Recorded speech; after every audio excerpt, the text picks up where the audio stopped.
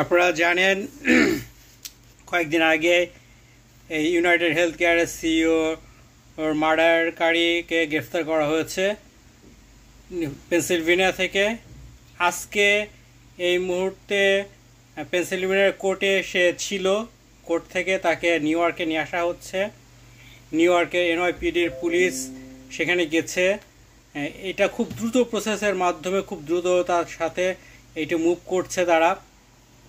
প্রথমে ধারণা করা হয়েছিল যে তাকে হয়তো কোনো স্টেট আমাদের নিউ ইয়র্ক সিটির লোকাল কোনো কোর্টে তোলা হবে, কিন্তু খবর যেটা শেষ খবর জানা গেছে যে তাকে ফেডারেল কোর্টে তোলা হচ্ছে।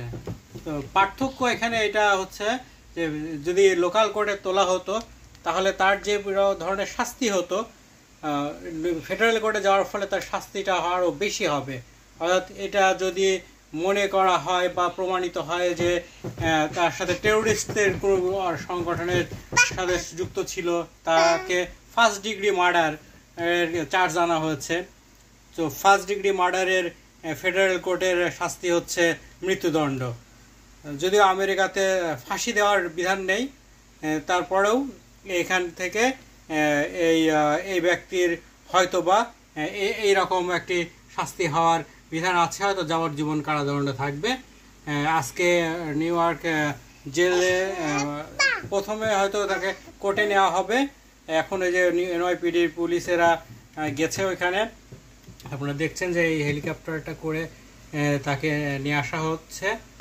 সেখান থেকে তাকে কোর্টের বিচারের শেষে হয়তোবা তাকে রকার জেলে নিয়ে যাওয়া হবে।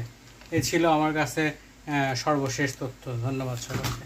In Pennsylvania for his extradition hearing, which again had to happen this morning, and there's the NYPD helicopter that will bring Luigi Mangione, the suspect, of course, in the United Healthcare CEO murder of Brian Thompson, and he will make his way to both courthouses in Rhode Island. That's right. We were talking to